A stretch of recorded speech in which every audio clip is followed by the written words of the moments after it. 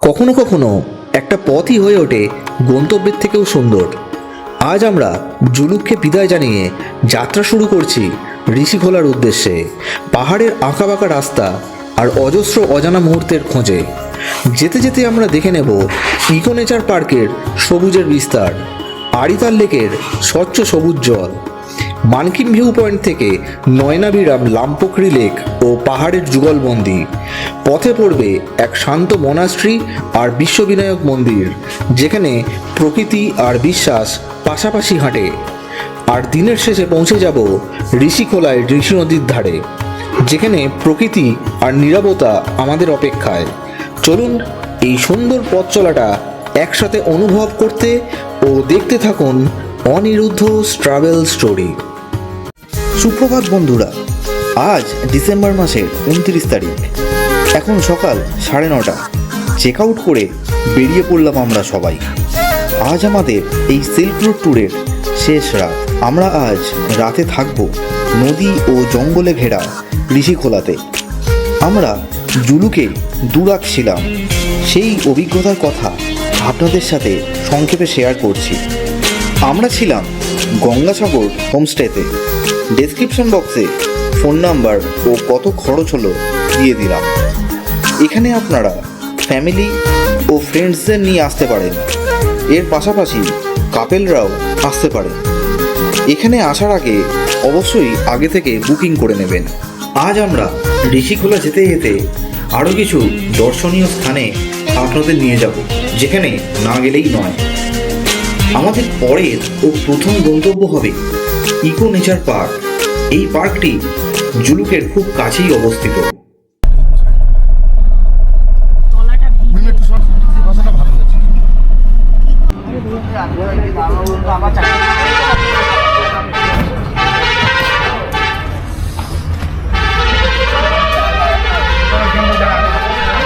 Eco nature park.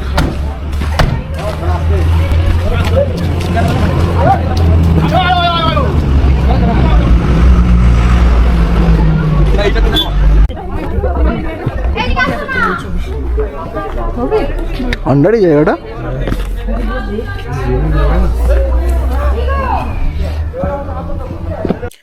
আপনাদের সাথে গল্প করতে করতে এসে পৌঁছলাম ইকো নেচার পার্কে। চলুন এই পার্কটিকে একটু ঘুরে দেখি। এই পার্কে প্রবেশ করে একটু নিচের দিকে নামতেই পরিবেশটা অদ্ভুতভাবে শীতল হয়ে গেল। এখানে বসার কিছু লোহার বেঞ্চ রয়েছে, কয়েকটা দোলনা রয়েছে, আর আছে পাইন গাছের নৈসর্গিক দৃশ্য।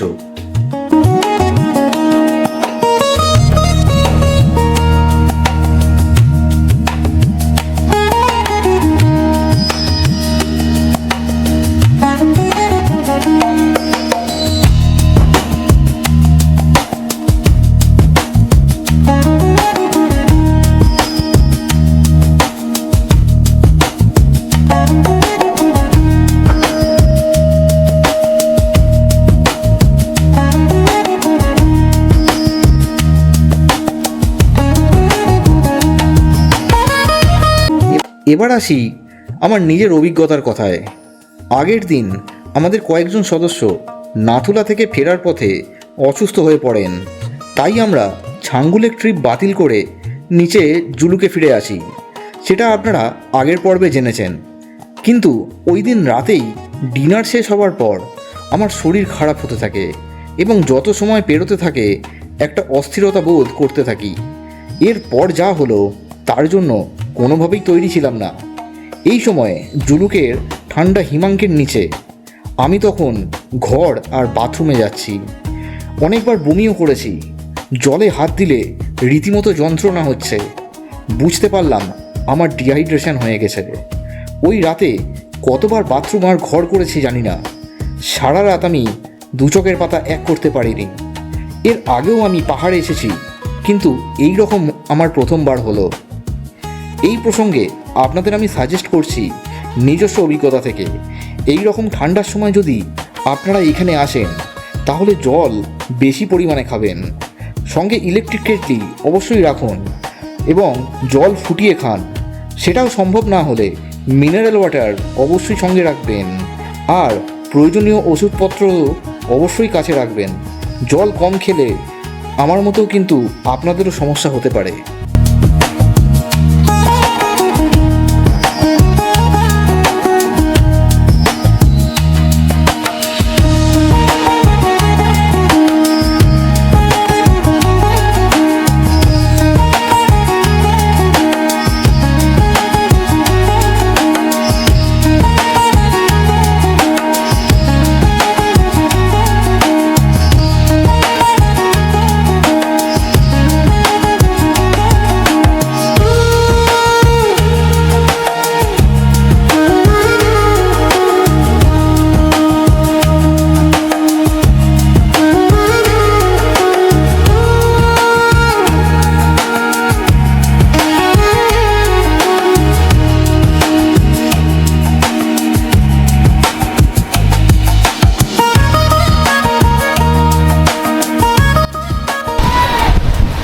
ये जिप लाइन और ये अदर एक्टिविटी करने के लिए कितना करके लगेगा पर हेड? 100 पर पर्सन लगेगा। 200 पर पर्सन। ये भी लगेगा, वो भी सेम ही है रेट? वो दो कॉम्बो है, उसका 200 लगेगा अलग से, और ये ऊपर वाला 200 अलग से लगेगा। अच्छा, वो कॉम्बो है हाँ और ये वाला 200 है। ठीक है। हाँ, और स्टूडेंट्स को डिस्काउंट भी देते हैं। स्टूडेंट को डिस्काउंट होता है? अगर वो कोई प्रूफ लेकर आए स्टूडेंट है तो। अच्छा, ठीक ठीक, थैंक यू। কিউবখোলা জলপ্রপাত দেখে আমরা আবার বেরিয়ে পড়লাম আমাদের পরের গন্তব্য আড়িতাল লেকের উদ্দেশ্যে।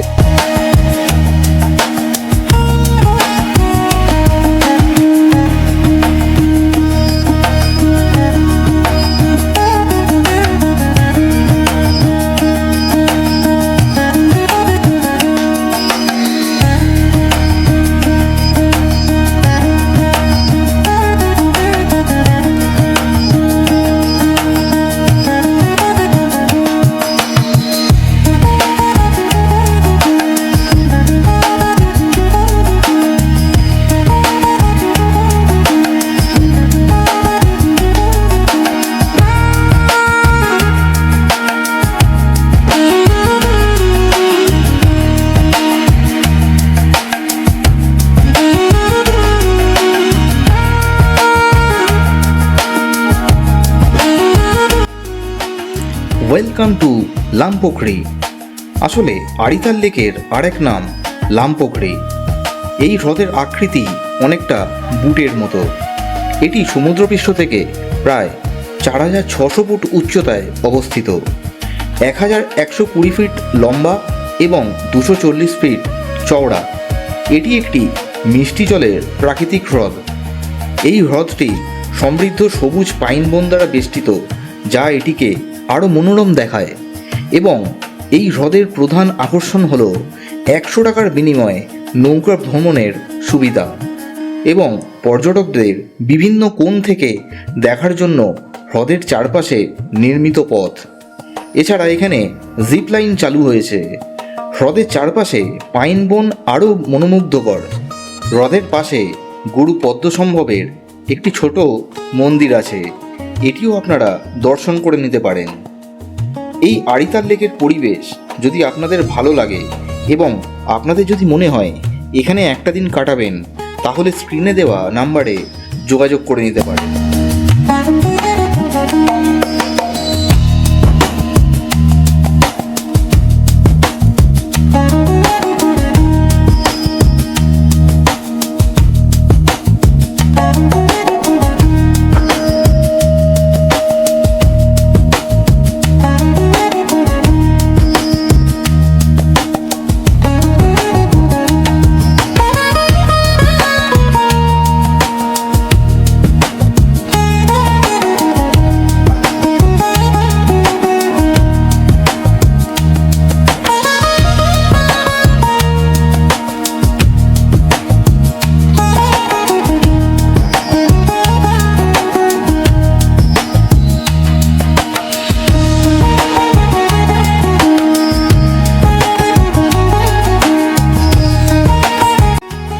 এই আড়িতাল বা লামপোখরি লেকে আপনাদের সময় বেশ ভালোই কেটে যাবে।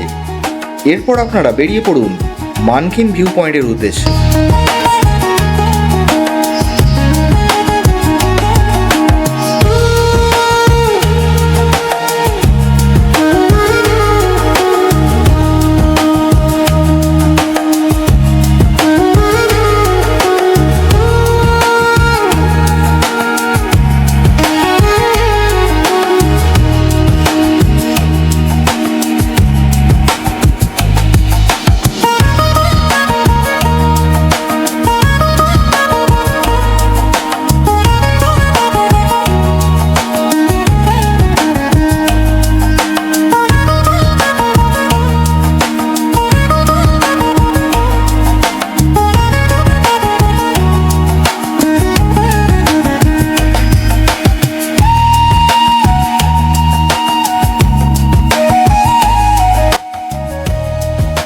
আমরা এখন মানকিন ভিউ পয়েন্টে এসে পৌঁছলাম। এইখান থেকে নিচে আরিতার লেকের ভিউ অসাধারণ। নিচ থেকে প্রায় 180টা সিঁড়ি দিয়ে উঠে এই স্থানে আসতে হবে। যাদের পায়ের বা হাঁটুতে সমস্যা আছে তাদের না ওঠাই ভালো। চলে এসেছি, এই জায়গাটার নাম হচ্ছে মানকিন ভিউ পয়েন্ট।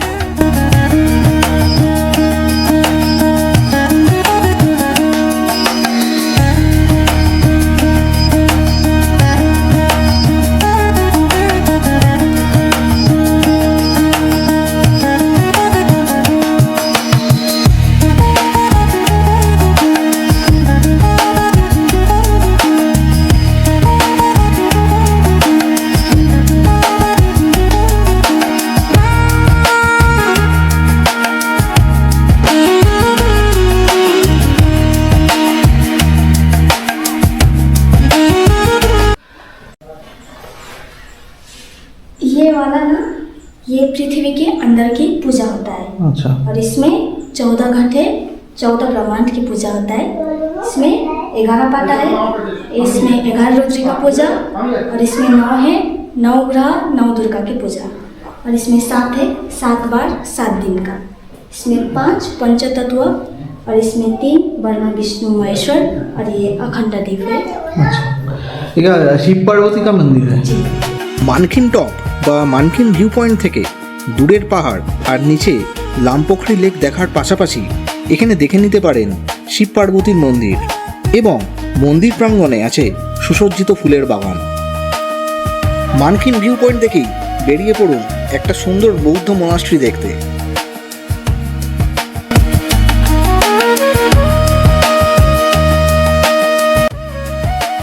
এখন আমরা পালডেন মনাস্ট্রির গেটের সামনে পৌঁছলাম। এই মনাস্ট্রিটির পুরো নাম হলো পালডেন টোড্রাক বারওয়া রেনক ফুংসেলিং মনাস্ট্রি। জায়গাটি অত্যন্ত শান্ত ও নিরিবিলি। আমরা এমন সময় পৌঁছলাম এখন মনাস্ট্রির ভিতরের প্রবেশদ্বার বন্ধ, তাই অল্প কিছু সময় কাটিয়ে আমরা আমাদের পরের ও শেষ গন্তব্যের দিকে রওনা হলাম।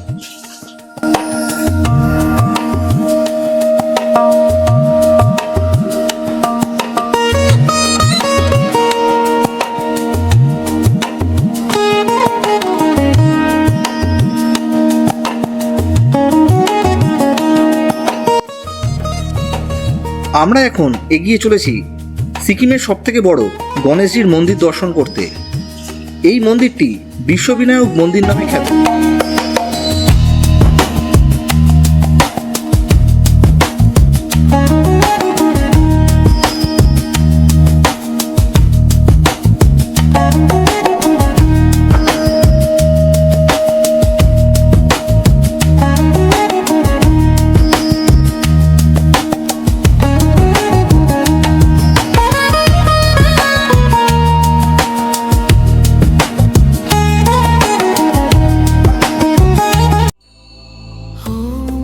আমরা এখন এসে পৌঁছলাম বিশ্ববিনায়ক মন্দিরে। মন্দিরটি স্থাপিত হয়েছে 2016 সালের 3 অক্টোবর। মন্দিরের পাশেই রয়েছে সমুদ্র মন্থনের এক অসম্ভব সুন্দর বিগ্রহ। মূল মন্দিরটির স্থাপত্যশৈলী অসম্ভব সুন্দর। মন্দিরের ঠিক বাঁ দিকেই আছে হনুমানজির মন্দির। মূল মন্দিরের ভিতরে গণেশজির মূর্তিটি 16টি হাত বিশিষ্ট এবং মন্দিরের দেওয়ালে গণেশজির 51টি রূপের শোভা ফুটিয়ে তোলা হয়েছে। আপনারা যারা সিল্ক রুট ভ্রমণে আসবেন এই মন্দিরটিকে অবশ্যই দর্শনের তালিকায় রাখবেন।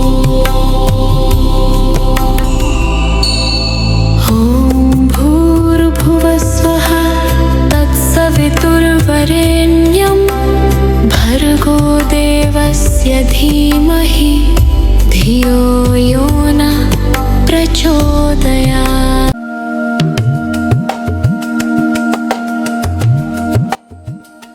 মন্দির দর্শন করে আমরা বেরিয়ে পড়লাম ঋষিখোলার উদ্দেশ্যে। আজকের আমাদের রাত্রি বাস হবে ঋষি নদীর ধারে একটা সুন্দর হোমস্টেতে। এই সিল্ক রুট ট্যুরের আজ আমাদের শেষ রাত। মন একটু হলেও খারাপ। হয়তো অনেক কিছু আপনাদের দেখাতে পারলাম না, হয়তো কিছু পারলাম, কিছু ভুলভ্রান্তি থেকে গেল। আশা করছি আগামী দিনে সেগুলো শুধরে নেব। তবে আবার আমি চেষ্টা করব এই পথে আসতে এবং বরফের দেখা পেতে। গতকাল রাতের শরীর খারাপের ছাপ চোখে মুখে স্পষ্ট। সারাদিন সেভাবে খাওয়াও হয়নি।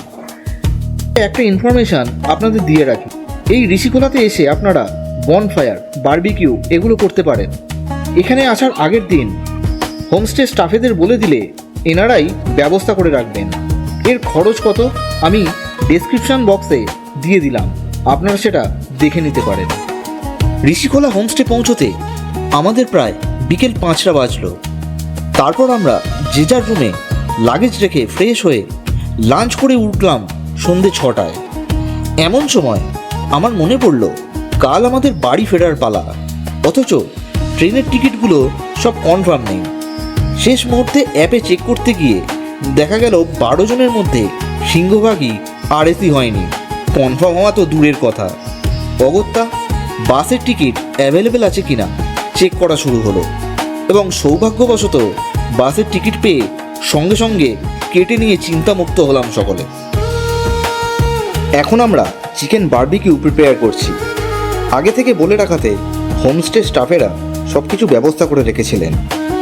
আমরা 2 কেজি চিকেন নিয়েছিলাম এবং আমাদের মোট খরচ হয়েছিল 2400 টাকা, অর্থাৎ কেজি প্রতি 1200 টাকা করে। আপনারা এখানে এলে অবশ্যই ট্রাই করবেন। অনেক রাত হলো, এখন সময় প্রায় 11টা। ঠান্ডাটাও এখন অনেকটাই বেড়েছে। আজ আমার গল্প এ পর্যন্তই। সারাদিন খুব ভালো কাটলো। আপনাদের কাছে এই ঋষিখোলার গল্প পরের পর্বে নিয়ে আসব। ভিডিওটা কেমন লাগলো লাইক আর কমেন্টের মাধ্যমে অবশ্যই জানাবেন এবং বন্ধুদের সাথে শেয়ার করবেন, আর সাবস্ক্রাইবটা করতে কিন্তু ভুলবেন না। জয় হিন্দ, বন্দে মাতারাম, ভারত মাতা কি জয়।